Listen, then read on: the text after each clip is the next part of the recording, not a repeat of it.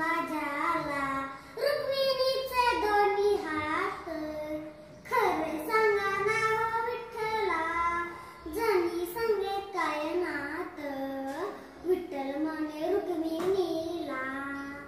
आंघोळीला पाणी टाक